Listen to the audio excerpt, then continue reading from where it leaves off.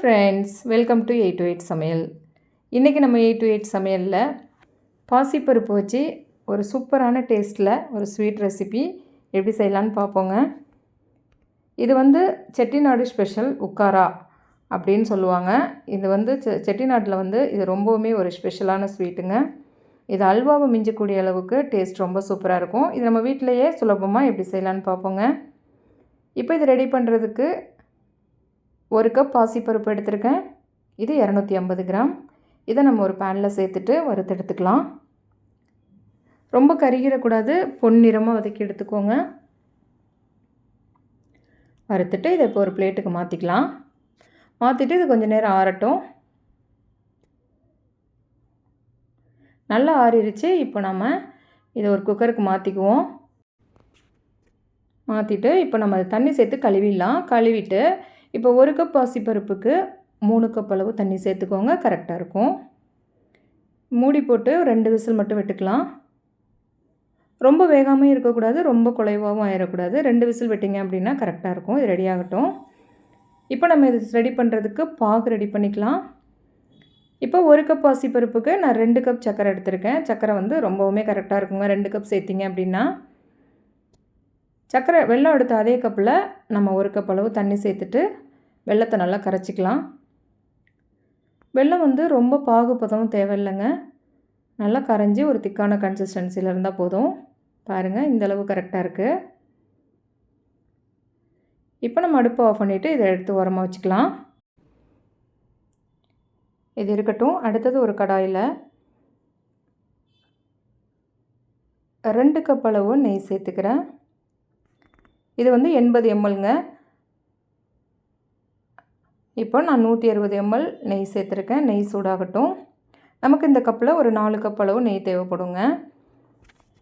இப்போ இதில் ஒரு 10-15 போல் முந்திரி உடைச்சி வச்சுருக்கேன். இதை கொஞ்சம் பொன்னிறமாக வறுத்து எடுத்துக்கலாம்.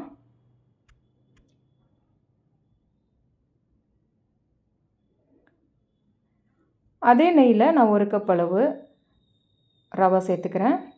இது வந்து 100 கிராம் அளவு. நெய்யில் சேர்த்த உடனேயே ரவெல்லாம் நல்லா பொரியுது பாருங்கள். அடுப்பு மீடியம் ஃப்ளேமில் வச்சுட்டு இது நல்லா பொரியட்டும். இப்போ அதே கப்பில் 1 கப் அளவு நல்லா ஃப்ரெஷ்ஷாக துருவின தேங்காய் சேர்த்துக்கோங்க. சேர்த்துட்டு இப்போ நம்ம நல்லா இது ரெண்டையும் சேர்ந்த மாதிரி வதக்கி எடுத்துக்கலாம். நல்லா பொன்னிறமாக வர்ற வரைக்கும் நம்ம வதக்கி எடுத்துக்கலாம். ரொம்ப தீஞ்சிடக்கூடாது. பாசிப்பருப்பு நல்லா ஸ்டீம் ரிலீஸ் ஆகி ரெடி ஆகிடுச்சுங்க. பார்க்கலாம். பாருங்கள், நம்ம சேர்த்த தண்ணியோட அளவு கரெக்டாக இருக்குது. பாசிப்பருப்பு நல்லா கரெக்டாக ரெடி ஆகிருக்கு பாருங்கள்.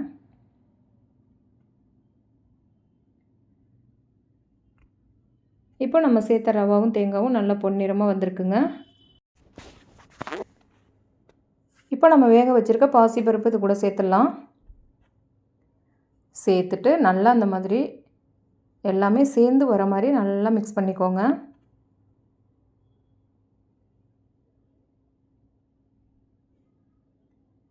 இப்போ நம்ம கரைச்சி வச்சுருக்க வெள்ளைப்பாகு இதில் சேர்த்துடலாம்.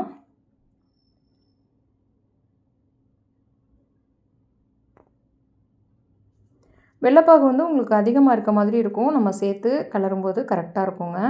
கூடவே ஒரு பிஞ்சு உப்பு சேர்த்துக்கோங்க. உங்களுக்கு ஸ்வீட்டை ஹைலைட் பண்ணி கொடுக்கும்.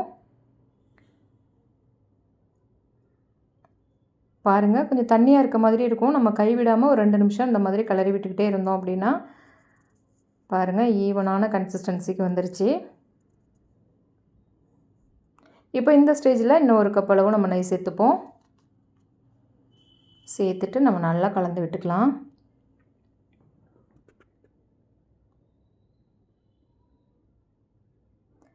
பாருங்கள், கடாயில் சுத்தமாகவே ஒட்டலை, கரண்டிலையும் ஒட்டலை. நல்லா சூப்பராக ரெடி ஆகிடுச்சு.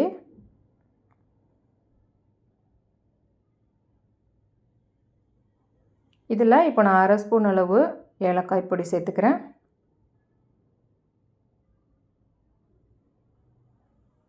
கூடவே நம்ம வறுத்து வச்சுருக்க முந்திரி பருப்பையும் சேர்த்துடலாம்.